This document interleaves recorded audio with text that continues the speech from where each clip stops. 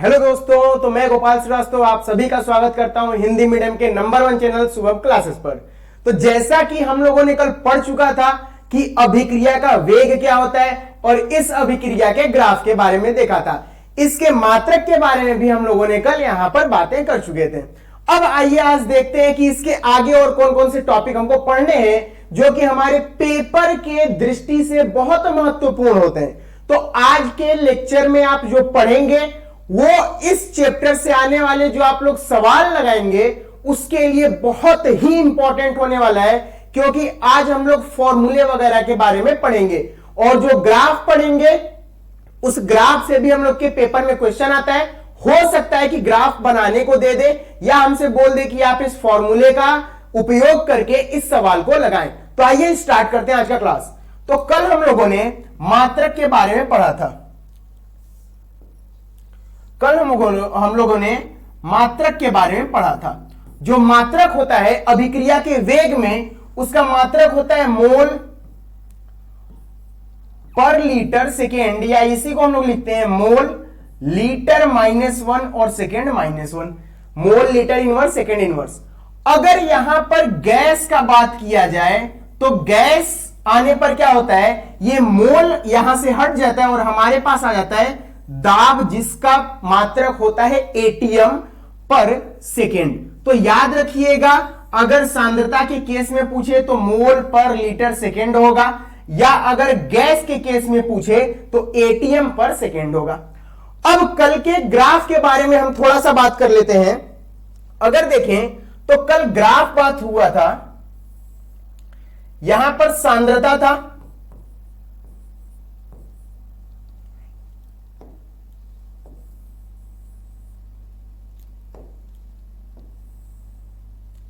यहां पर हम लोगों ने सांद्रता तथा समय के साथ ग्राफ को समझा था। हम पढ़े थे कि सांद्रता क्या होती है, अभिकारक की समय के साथ घटती है तथा उत्पाद की समय के साथ सांद्रता बढ़ती है। तो ये हो गया उत्पाद और ये हो गया अभिकारक। अभिकारक की सांद्रता समय के साथ घटेगी तथा उत्पाद की सांद्रता समय के साथ बढ़ेगी।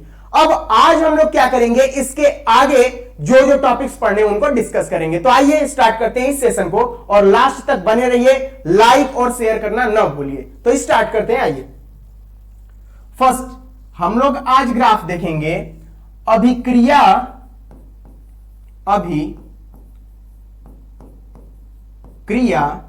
का वेग तथा समय के बीच ग्राफ। अभिक्रिया का वेग तथा समय के बीच ग्राफ कैसा बनता है, तो ये कुछ इस प्रकार का ग्राफ बनता है जो नीचे की तरफ ऋणात्मक ढाल की तरफ आता रहता है। यहां से हम एक चीज पता कर सकते हैं कि जो अभिक्रिया होती है, अभिक्रिया का जो वेग होता है, ये अभिक्रिया का वेग ये क्या होता है, अभिकारक की सांद्रता पर निर्भर करता है।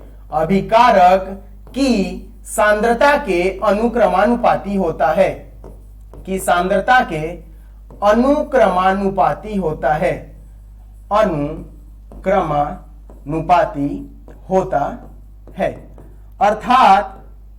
अर्थात जैसे जैसे क्रिया होगी, जैसे जैसे समय आगे बढ़ेगा, वैसे वैसे समय के आगे बढ़ने के साथ साथ अभिकारक की सांद्रता क्या होगी, कम होगी, क्योंकि अब वो उत्पाद में परिवर्तित हो रही है। तो अभिकारक की सांद्रता जैसे जैसे कम होगी वैसे वैसे अभिक्रिया का वेग भी क्या होने लगेगा, कम हो जाएगा दोस्तों। तो हम बता सकते हैं कि जो अभिक्रिया का वेग होता है वो अभिकारक की सांद्रता पर क्या करता है, निर्भर करता है, अर्थात इसके अनुक्रमानुपाती होता है। अब हम लोग दूसरे बात को समझते हैं कि यहां पर ये तो फर्स्ट पॉइंट हो गया। दूसरा जो सबसे इंपॉर्टेंट बात होता है कि जो अभिक्रिया का वेग होता है, अभिक्रिया का वेग वो क्या होता है, पूरे अभिक्रिया के दौरान, अभिक्रिया का वेग पूरे अभिक्रिया के दौरान एक समान नहीं रहता है। जी हां दोस्तों, अगर हम लोग अभिक्रिया के वेग का बात करें तो वो पूरे अभिक्रिया के दौरान एक समान नहीं रहता है। क्योंकि वेग हम देख रहे हैं अभिकारक की सांद्रता पर निर्भर कर रहा है, तो अगर सांद्रता घटेगी तो वेग भी घटेगा, मतलब वेग क्या हो रहा है, परिवर्तित हो रहा है। तो पूरे अभिक्रिया के दौरान ये एक समान रहने वाला नहीं है। अब बात करते हैं कि इसका फॉर्मूला क्या होता है, कैसे लिखते हैं, प्लस क्या होता है, माइनस क्या होता है, सभी को यहां पर देखते हैं।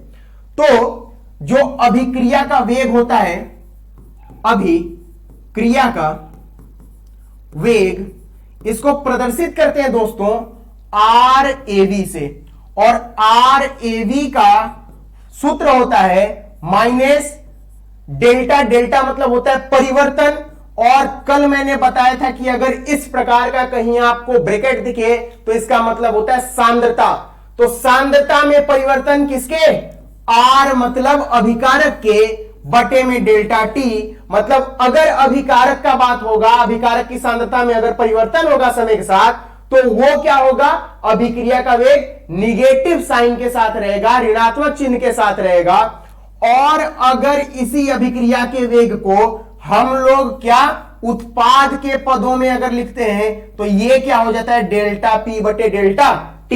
तो ये हम लोग का अभिक्रिया के वेग का सूत्र होता है। अब इस पे क्या करना होता है, कैसे लिखते हैं इसको, तो मान लीजिए कि हमारे पास कोई एक अभिक्रिया है A+2B, और ये मिलकर क्या बना रहे हैं, 3C बना रहे हैं। अब क्या होगा, अगर हमको लिखना होगा अभिक्रिया का वेग, तो सबसे पहले हम लोग लिखते हैं अभिकारक के लिए, तो यहां पर लिख देते हैं अभिकारक। अभिकारक के लिए क्या हो जाएगा, माइनस डेल्टा और A की सांद्रता में परिवर्तन बटे में यहां पर क्या हो जाएगा, समय में परिवर्तन। तो डेल्टा A बटे डेल्टा T अभिकारक है, तो अभिकारक समय के साथ क्या होगा, इसकी सांद्रता कम होगी, कम होने की वजह से माइनस लिख दिए। बराबर दूसरे चीज को लिखते हैं तो माइनस, ध्यान दीजिएगा A और B के जितने भी नंबर्स रहते हैं उनके मॉलिक्यूल्स के, उनको हम लोग क्या करते हैं, बटे में लिख देते हैं। तो अब यहां पर B का कितना नंबर है, 2 यहां पर मॉलिक्यूल्स हैं, तो हम लोग लिख देंगे 1/2, और डेल्टा मतलब परिवर्तन, इसका मतलब हो गया सांद्रता, किसके सांद्रता में परिवर्तन, B के बटे डेल्टा T। और फिर बराबर, अब ध्यान दीजिएगा अभी हम लोग अभिकारक का बात कर रहे थे, अब किसका बात करेंगे दोस्तों, उत्पाद का बात करेंगे।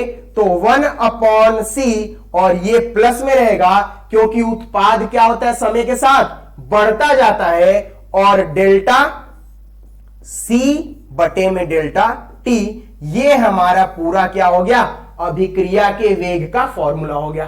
तो उम्मीद करता हूं दोस्तों कि अभी तक आप लोग अभिक्रिया के वेग को समझ गए होंगे कि अभिक्रिया का वेग क्या होता है, इसका मात्रक क्या होता है, इसको लिखते कैसे हैं, कब प्लस होता है और कब माइनस होता है। तो अब हम लोग स्टार्ट करेंगे दोस्तों तात्क्षणिक वेग। ये हम लोग अभी तक जितना भी पढ़ रहे थे वो सभी किसके बारे में पढ़ रहे थे, औसत वेग के बारे में पढ़ रहे थे। और इस औसत वेग के बाद अब दूसरा वेग आता है, जैसा कि आप लोगों ने केमिस्ट्री में भी पढ़ा होगा क्लास 11th में, कि 2 प्रकार के वेग और चाल होते हैं, एक होता है औसत और दूसरा होता है तात्क्षणिक। तो औसत के बारे में हम लोगों ने समझ लिया, अब हम लोग तात्क्षणिक के बारे में समझेंगे। तो अगर यहां तक आप लोगों को क्लियर हो गई ये सारी चीजें, तो प्लीज एक बार कमेंट सेक्शन में कमेंट करके बता दीजिए यस सर, या थंब का आप लोग साइन दे सकते हैं, तो मैं मान जाऊंगा कि आप लोगों के ये टॉपिक अभी तक क्लियर हो चुके हैं। अब हम लोग स्टार्ट करते हैं तात्क्षणिक वेग के बारे में। तात्क्षणिक वेग, और ये तात्क्षणिक वेग किसका है, अभिक्रिया के वेग में दूसरा पॉइंट है तात्क्षणिक वेग। देखिए दोस्तों, तात्क्षणिक वेग क्या होता है, अगर बहुत कम समय के लिए, बहुत कम समय के लिए, कम समय के लिए कहीं पर अगर सांद्रता में परिवर्तन पूछा जाए, या अगर हमसे अभिक्रिया का वेग पूछा जाए, क्या पूछा जाए, अभिक्रिया का वेग, तो अगर बहुत कम समय के लिए कहीं अभिक्रिया के वेग को पूछा जाए तो उस वेग को हम लोग बोलते हैं तात्क्षणिक वेग। जैसे मैं एक एग्जांपल लेता हूं, मान लीजिए कि ये आप हैं, यहां पर ये आप है यहां पर और आप बिंदु ए पर खड़े हैं और आपको ए से कहां जाना है, बी पर। ये मान लीजिए आपका स्कूल है और ये क्या है, आपका मान लीजिए घर है। अब क्या करना है, आपको स्कूल से घर जाना है और यहां से स्कूल से घर जाने में आपको लगता है 20 मिनट। 20 मिनट। आप मान लीजिए 10 बजे यहां से स्कूल से निकले तो घर कितने बजे पहुंचेंगे, 10:20 पर। अब अगर आपसे कोई पूछ दे कि ये बताइए आप 10:15 पर और 25 या बोल दें कि 30 सेकेंड पर कहां पर थे, 10:15 पर 30 सेकेंड पर कहां पर थे। या आपसे केवल कोई पूछ दे कि आप ये बताइए कि केवल 1 सेकेंड के लिए आप कहां पर थे, तो अगर कोई एक बहुत छोटा समय पूछा जाता है ना दोस्तों, तो उसको हम लोग फिजिक्स या केमिस्ट्री के भाषा में बोलते हैं तात्क्षणिक, मतलब बहुत छोटा, जिसको बोलते हैं इंस्टेंटेनियस।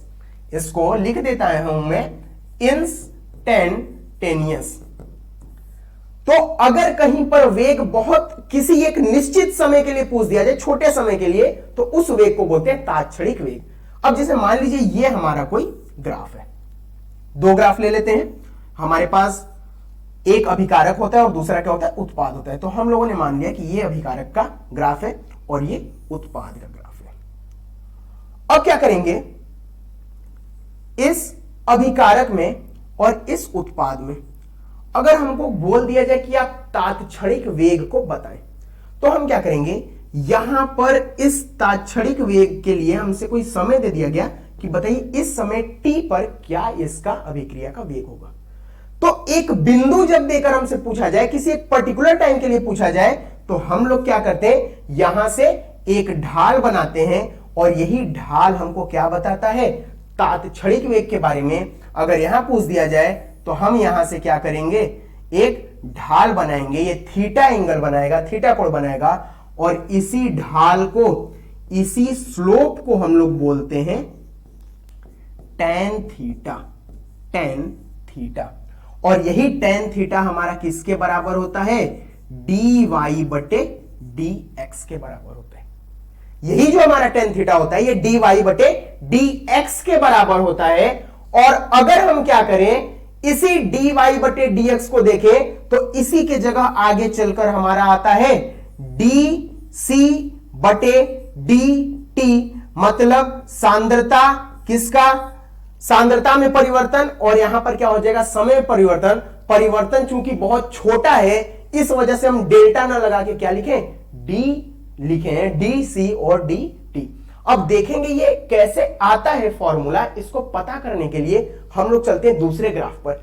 ये ग्राफ तो आप लोगों को क्लियर हो गया होगा कि अगर कहीं पर किसी बिंदु पर हमसे पूछा जाए, तो उस बिंदु पर हम क्या करते हैं, एक स्पर्शी रेखा खींचते हैं। वो स्पर्शी रेखा हमको क्या बताएगा, ढाल के बारे में, और उसी ढाल के मदद से हम लोग क्या बता सकते हैं, तात्क्षणिक वेग को बता सकते हैं। दूसरे पेज पर देखते हैं कि कैसे होता है इसका फॉर्मूला।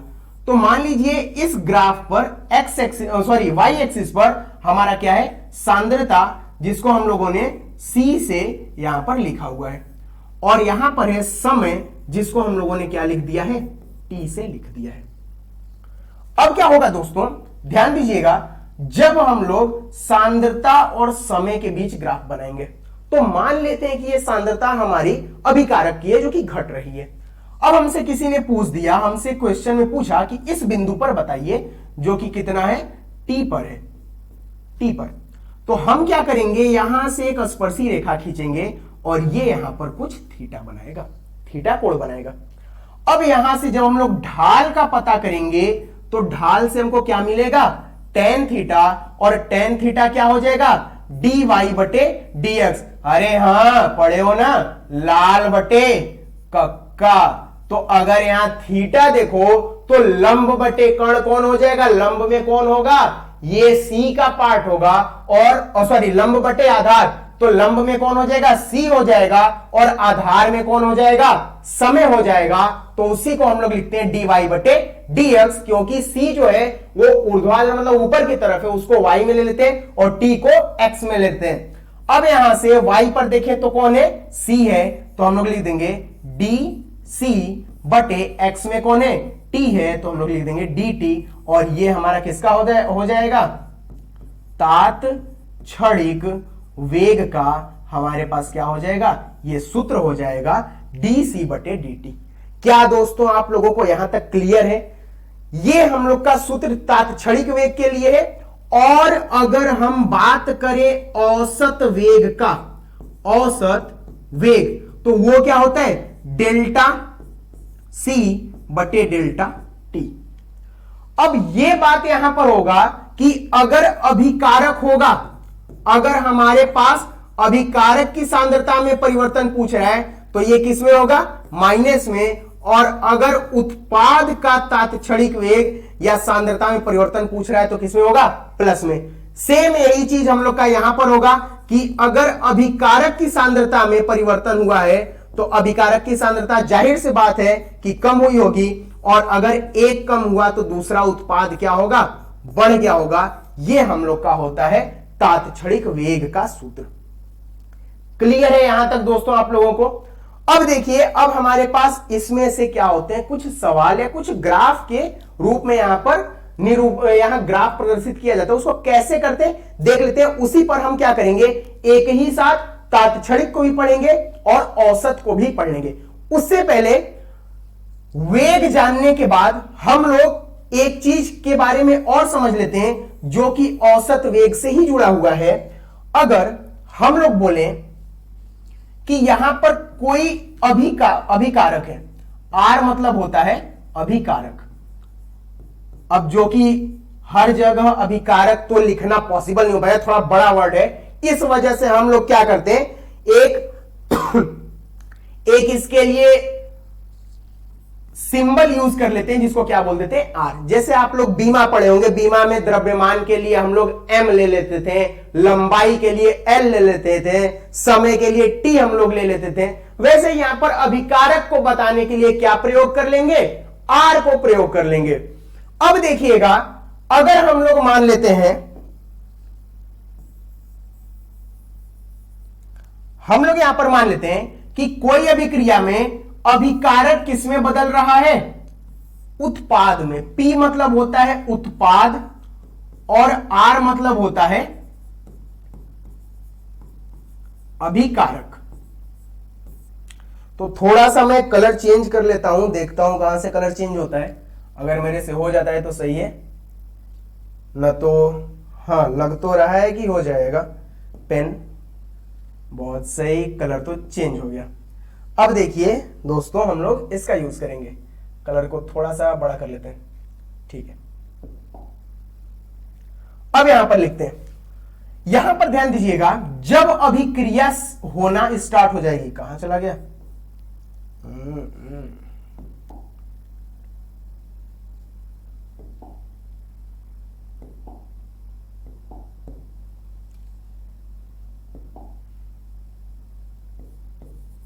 नहीं हो रहा है। जब अभिक्रिया प्रारंभ हो जाएगी तो अभिक्रिया के प्रारंभ होने पर क्या होगा, आप ध्यान देंगे कि अभिकारक क्या होगा, अभिकारक घटने लगेगा। ध्यान से देखिएगा, बार बार आप लोग के सामने आता होगा अभिकारक उत्पाद कम होगा बढ़ेगा। जी हां, आपको यही पढ़ना है इस चैप्टर में। और जो पढ़ा रहे हैं हम, वो इतना मान के चलिए कि अगर आप लोग इसको एक बार समझ गए तो जितने भी न्यूमेरिकल आप लोग के फिजिकल, केमिस्ट्री, भौतिक रसायन से आएंगे, आप लोग करने में सक्षम रहेंगे। बिल्कुल दोस्तों, बस एक बार इसको देखें कि किस तरीके से लिखा जाता है, क्या फॉर्मूला होता है। तो अभिकारक क्या होगा, इसकी सांद्रता में क्या होगी, सांद्रता में कमी हो जाएगी। और अगर हम बात करें उत्पाद, तो उत्पाद की सांद्रता में क्या होगी, सांद्रता में वृद्धि हो जाएगी। अब अगर कहीं अभिकारक की सांद्रता में कमी होती है तो हम इतना मानते हैं कि अभिकारक यहां से क्या हो रहा है, विलुप्त हो रहा है। जी हां दोस्तों, यहां से आर क्या हो रहा है, विलुप्त हो रहा है। और आर के विलुप्त होने का, आर के विलुप्त होने का औसत वेग ये क्या हो जाएगा, माइनस डेल्टा आर बटे डेल्टा टी। दिखाई तो दे रहे हैं ना, ठीक है। अब अगर उत्पाद देखें तो उत्पाद हमारा विलुप्त नहीं हो रहा है बल्कि बन रहा है। तो P के बनने का औसत वेग ये हमारा क्या हो जाएगा, P के बनने का औसत वेग प्लस में रहेगा और डेल्टा P बटे डेल्टा T ये हमारा P की सांद्रता में परिवर्तन बटे T। बहुत आसान है। आपको क्या करना है, अगर R के विलुप्त होने का औसत वेग या दर पूछ दिया जाए तो माइनस डेल्टा आर बटे डेल्टा टी, और अगर सांद्रता में वृद्धि पूछ दिया जाए उत्पाद के तो P बनेगा, मतलब P के बनने का औसत वेग कितना होगा, डेल्टा P बटे डेल्टा टी, और ये प्लस में होगा धनात्मक चिन्ह के साथ। अब एक एग्जांपल लेते हैं, एक या दो एग्जांपल, और यहां पर जो हम लोगों ने औसत वेग पढ़ा और जो तात्क्षणिक पढ़ा वो दोनों के बारे में यहां पर हम लोग देख लेते हैं कि कैसे लिखते हैं। तो मान लीजिए हमारे पास a प्लस 2a ले लीजिए, 2a प्लस 4b मिलकर क्या बना दिए, 3c बना दिए। अब 2a क्या हो जाएगा यहां पर, अगर हम लोग पहला बात करते हैं औसत वेग का, एक बार और प्रयास करते हैं।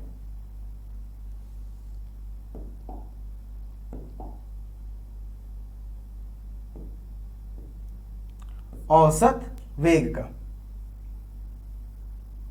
ठीक है। औसत वेग क्या हो जाएगा, अगर हम बात करते हैं इस पूरे अभिक्रिया के दौरान औसत वेग कितना रहेगा, तो सबसे पहले हम लोग किसका बात करेंगे, अभिकारक का।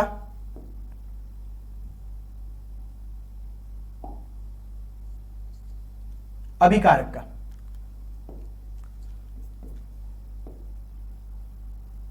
अच्छा यहां से, ठीक ठीक ठीक। अब क्या हो जाएगा, हम लोग लिखेंगे -1/2, क्योंकि अभिकारक के औसत वेग में हम बताए थे कि जो नंबर होता है उस नंबर से यहां पर क्या कर देते हैं, भाग देते हैं, और किसके, डेल्टा ए की सांद्रता में परिवर्तन हो रहा है बटे डेल्टा टी बराबर, ये भी हम लोग का अभिकारक है दोस्तों। तो ध्यान से देखिए, इसको भी हम लोग क्या लिख देंगे, 1/4, और अभिकारक है तो किस चिन्ह के साथ, ऋणात्मक चिन्ह के साथ, और डेल्टा बी और बटे में डेल्टा टी। और अगर इसका हम पूछ दें कि बताइए इसका क्या होगा, तो आप लोग बोलेंगे +1/3 डेल्टा सी बटे में डेल्टा टी। ये था दोस्तों हम लोग का औसत वेग। अब देखते हैं तात्क्षणिक वेग क्या होता है, तो यहां पर लिख देते हैं तात्क्षणिक वेग, इसका मान कितना होगा। तो यहां पर भी वही चीज करेंगे, -1/2, और यहां लिख देंगे dA बटे में dt। यहां क्या लिखेंगे, -1/4 और dB बटे में dt। यहां लिख देंगे दोस्तों 1/3 प्लस के साथ और dC बटे में dt। यहां पर C जो है आप लोग देख रहे हैं, जहां जहां डेल्टा था वहां वहां हमने क्या लिख दिया है, डी लिख दिया है, क्योंकि अब हम किसका बात करें, तात्क्षणिक वेग का। अब दो चीजें जो हम लोग पढ़े थे, एक विलुप्त होता है और एक बनता है, तो उनको भी देख लेते हैं कैसे लिखते हैं। यहां पर लिख देते हैं ए के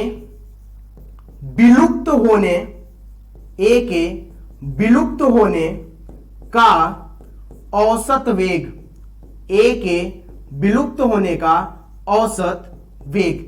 तो ध्यान दीजिएगा दोस्तों, अगर कहीं पर भी विलुप्त या बनने को पूछा जाए तो हम लोग वहां पर ये चीज नहीं लिखते हैं। जो नंबर्स होते हैं उनको नंबर से हमको मतलब नहीं होता है, केवल हम लोग डायरेक्ट लिखेंगे डेल्टा ए बटे डेल्टा टी। और ये बताइए ए अभिकारक है, विलुप्त हो रहा है, मतलब यहां हम क्या लगा देंगे, माइनस।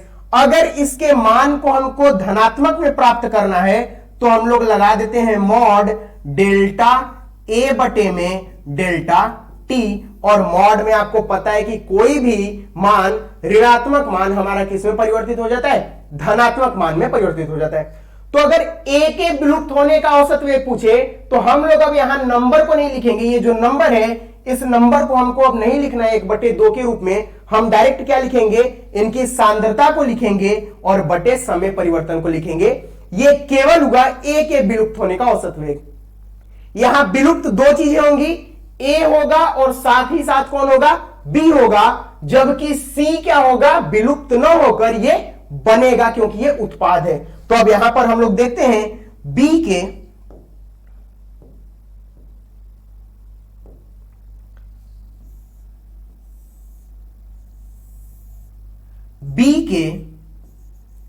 विलुप्त होने का दर, विलुप्त होने का औसत वेग। ध्यान दीजिए दोस्तों, बी के विलुप्त होने का औसत वेग क्या हो जाएगा, हमको नंबर से कोई मतलब नहीं रखना है, केवल डेल्टा, डेल्टा का ध्यान दीजिएगा मतलब परिवर्तन। तो हम लोग क्या लिख देंगे, डेल्टा बी बटे में डेल्टा टी। और यहां पर आप लोग एक चीज और देखिएगा, ये पूरा अभिकारक है तो हम लोग यहां पर क्या लिख देंगे, माइनस, या हम लोग इसको मॉड में लिख सकते हैं डेल्टा बी बटे डेल्टा टी। ये हमारा मान पूरा हो जाएगा, प्लस में परिवर्तित हो जाएगा। तो ये हो गया औसत वेग, तात्क्षणिक वेग, ए के विलुप्त होने का औसत वेग, बी के विलुप्त होने का औसत वेग। और अब जो हमारे पास बचा है वो देखेंगे सी के बनने का औसत वेग, सी के बनने का औसत वेग, ये कैसे हम लोग पता करेंगे। तो सी क्या है, हमारा उत्पाद है, बन रहा है, तो इसको हम लोग क्या लिख देंगे, केवल डेल्टा सी बटे डेल्टा टी लिख देंगे। और यही पूरा हमारा क्या होगा, सी के बनने का औसत वेग होगा। क्या दोस्तों यहां तक क्लियर है या नहीं, आप लोग एक बार कमेंट सेक्शन में जरूर कमेंट करके बताएं। और फिर से बोलता हूं, लाइक शेयर करना न भूलें, जितना हो सके अपने मित्रों के साथ शेयर करें, वो भी कुछ चीजों को सीखें। और क्या करें, जो यहां पर 95% आप लोगों ने देखा होगा, कई स्टूडेंट्स क्या है वो अगली बार आप लोगों के छपे यहां पर 95%, मैं यही आशा करता हूं। तो चलिए अब इसके आगे हम लोग देखते हैं कि क्या चीजें होती हैं। अब यहां पर मान लीजिए हम कोई ग्राफ बनाते हैं, ये कोई ग्राफ बनाते हैं, दो ग्राफ एक साथ हम लोग लेकर चल रहे हैं। एक ग्राफ हमारा कुछ इस तरीके से जा रहा है और एक ग्राफ कैसे, इस तरीके से जा रहा है। आप देख रहे हैं ग्राफ जो नीचे आ रहा है, इसका मतलब है कि यह अभिकारक होगा, तो यहां पर लिख देते हैं अभिकारक। और ये ऊपर जा रहा है मतलब क्या बनेगा, उत्पाद बनेगा। ये समय के साथ है, अभी अभिकारक और उत्पाद आप लोग पहले सीख चुके हैं, तो यहां कुछ आप लोग को ज्यादा इसको समझने का जरूरत नहीं है, केवल यहां पर ये समझिएगा ये सांद्रता है और ये भी क्या है, सांद्रता। अब वो सांद्रता किसी का भी हो सकता है, अभिकारक का या उत्पाद का। मान लीजिए हम लोगों ने बोला कि ये T1 समय पर यहां पर इसका जो अभिकारक था वो कितना मान था, उसका R1 था। और यहां पर T2 समय पर जो इसका मान था वो कितना था, R2 था। और हमसे अगर पूछ दिया कि बताइए इस बिंदु पर अब जो अभिक्रिया का वेग है वो कितना होगा, ध्यान दीजिएगा दोस्तों, यहां पर इनके बीच का जो टोटल डिफरेंस होगा उसको हम लोग क्या बोल देंगे, delta T. T2 minus T1 इसको हम लोग क्या बोलेंगे, डेल्टा टी बोल देंगे। R2 माइनस R1 मतलब यहां पर इनके बीच के डिफरेंस को हम लोग क्या बोल दे रहे हैं, डेल्टा R बोल दे रहे हैं, डेल्टा R। इसको थोड़े कुछ अलग कलर में लिख लेते हैं, डेल्टा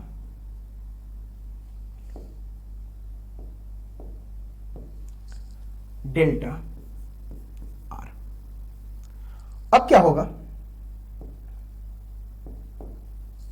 अब क्या होगा, यहां पर अगर हमसे किसी एक निश्चित बिंदु पर पूछ दिया, मतलब ये निश्चित बिंदु अगर दे दिया तो ये हमारा कौन सा होगा, तात्क्षणिक वेग होगा, हम लोग क्या करेंगे, यहां से एक स्पर्शी रेखा खींचेंगे और इस स्पर्शी रेखा को पीछे लाएंगे, ये कुछ एंगल यहां पर बनाएगा। अभी हम केवल इसके बारे में सोचते हैं, एंगल के बारे में हम लोग पढ़ चुके हैं पहले से, तो अभी एंगल को हम लोग नहीं लेते हैं, अभी केवल समझते हैं कि ये कैसे बनेगा। अब ध्यान दीजिएगा, अगर इस समय पर हमसे पूछ दे कि क्या होगा, तो इस समय को हम लोग मान लेते हैं कि यहां पर कोई टी समय है, और ये जो टी समय है वो बहुत सूक्ष्म समय है, हम लोग मान लिए कि इसका मान कितना है, dt। और यहां पर जो सांद्रता है हमारी, ये जो सांद्रता है, इस सांद्रता का मान हम लोग कितना मान लेंगे, dr।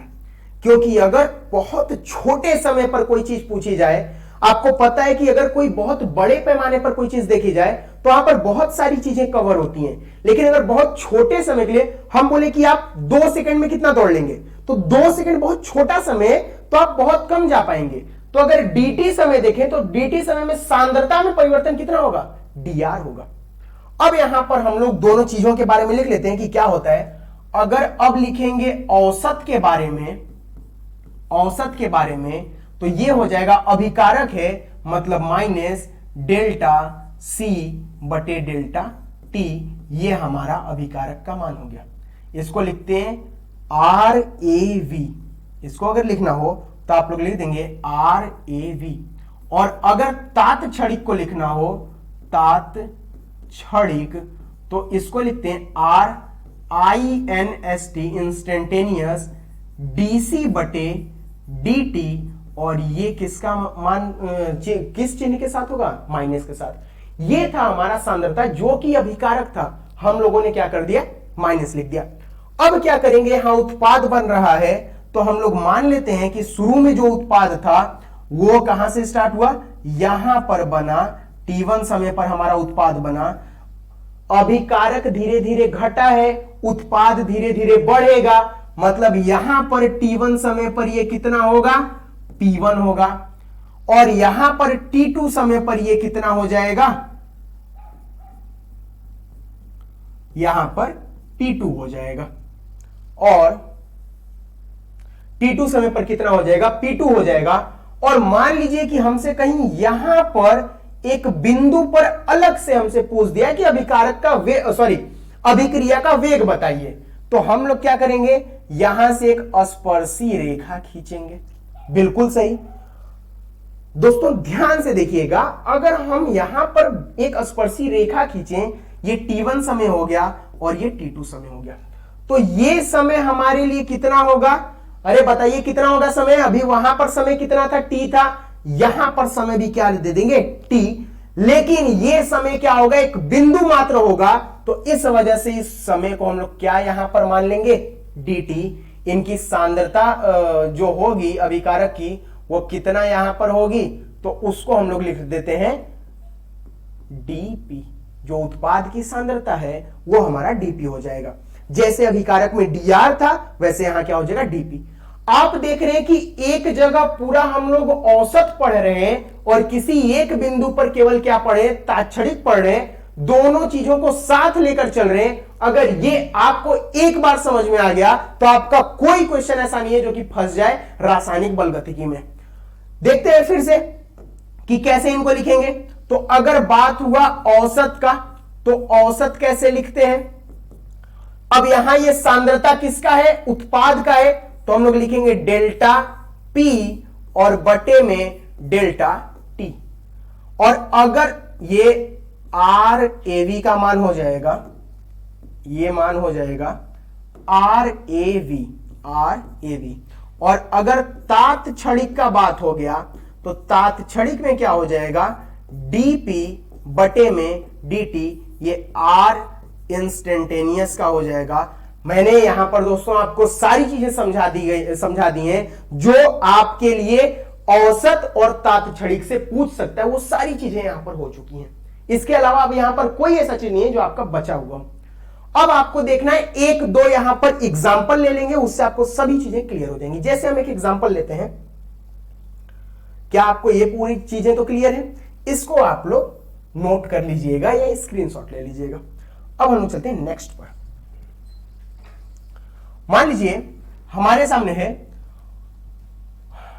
4 NH3 plus 6O2, sorry plus 6 नहीं, प्लस 5O2।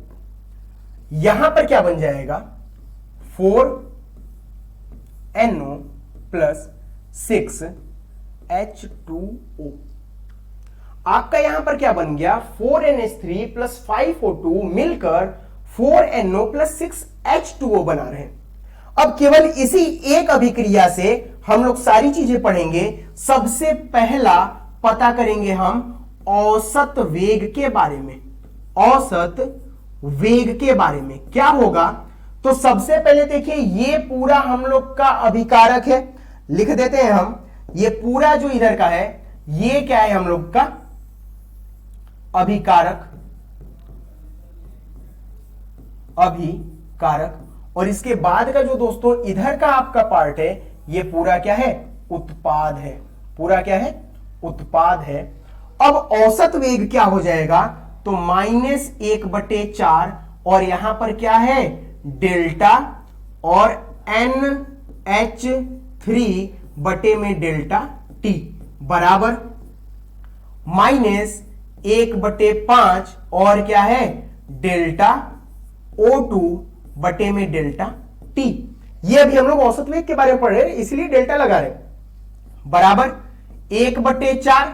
अब ये उत्पाद में आ गए तो डेल्टा NO और बटे में डेल्टा T और इक्वल टू 1/6 डेल्टा H2O बटे में डेल्टा T। अब अगर बात करें हम लोग यहां पर तात्क्षणिक वेग का, तो दूसरा यहां पर लिख देते हैं तात्क्षणिक वेग।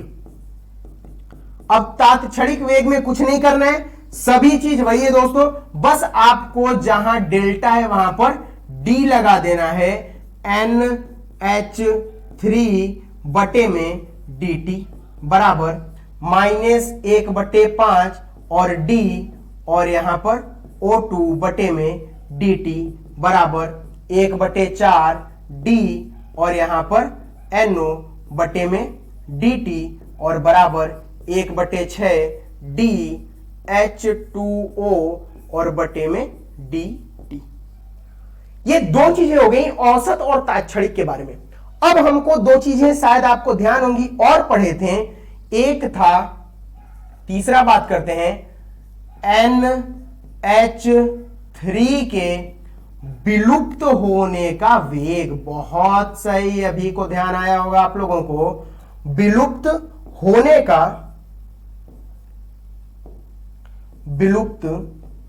का औसत वेग, विलुप्त होने का औसत वेग। और ध्यान दीजिएगा, जब भी कभी आपसे विलुप्त होने या बनने के बारे में पूछा जाए तो आप लोग को ये इस नंबर से मतलब नहीं रखना है। विलुप्त कौन कौन होगा, NH3 होगा और O2 होगा, मतलब डेल्टा NH3 और बटे में क्या लिख देंगे, डेल्टा T। इसी तरीके से अगर हमसे पूछ दिया जाए कि बताइए यहां पर O2 के विलुप्त होने का औसत वेग कितना होगा, तो इसको हम लोग लिख देंगे, क्या लिखेंगे दोस्तों, यहां पर डेल्टा O2 बटे डेल्टा T। अब जो कि ये अभिकारक है तो दोनों जगह हम लोग क्या लगा दिए, माइनस। अगर आपको प्लस में इसका आंसर अगर आप लोग मॉड में रख देंगे तो किसमें आ जाएगा, प्लस में। इसी पूरे वैल्यू को अगर मॉड में आप रख देते हैं, इस पूरे वैल्यू को मॉड में रख देते हैं। अब यहां देखते हैं NO के बनने का औसत वेग, NO के बनने का औसत वेग कितना हो जाएगा,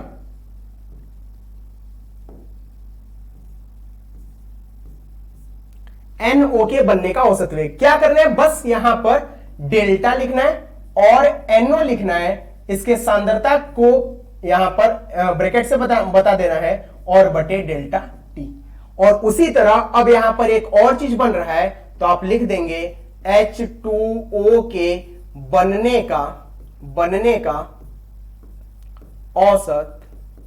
औसत वेग कितना हो जाएगा, डेल्टा H2O और बटे में डेल्टा T। तो ये रहा दोस्तों आप लोगों के सामने, हम लोग अभी औसत, तात्क्षणिक, विलुप्त होने का और बनने का जो वेग था वो सारी चारों चीजों के बारे में डिस्कस कर लिए। आपके सामने अगर क्वेश्चन आएगा, अगर रासायनिक बल गतिकी से आप लोग के सामने आंकिक प्रश्न देता है या कोई सवाल देता है, तो केवल और केवल इसी पर आपके क्वेश्चन बेस्ड रहेंगे। अगर आप लोग इसको सही से समझ लेते हैं तो बाकी आप लोग को और कुछ करने का जरूरत नहीं है। और आशा है कि अभी तक आप लोग इन सारी चीजों को अच्छे से समझ गए होंगे। तो एक बार आप लोग कमेंट सेक्शन में बता दीजिए, क्या ये सारी चीजें आप लोगों को समझ में आई या नहीं आई। अगर आप लोग क्या करेंगे, केवल इन 4 फॉर्मूलों को अगर आप लोग सही से याद कर लेते हैं तो इस 4 फॉर्मूलों के मदद से आप पूरे क्वेश्चन को हल कर सकते हैं। तो कल का क्लास जो होगा, कल के क्लास में दोस्तों हम लोग पढ़ेंगे इससे रिलेटेड जो भी क्वेश्चन आते हैं। कल के क्लास में हम लोग न्यूमेरिकल यहां पर लगाएंगे और देखेंगे कि कैसे कैसे सवाल हम लोग के पेपर में पूछे जाते हैं, कैसे कैसे क्वेश्चन यहां से बनते हैं। तो आज के लिए इतना ही, बाकी कल मिलते हैं दोस्तों। धन्यवाद।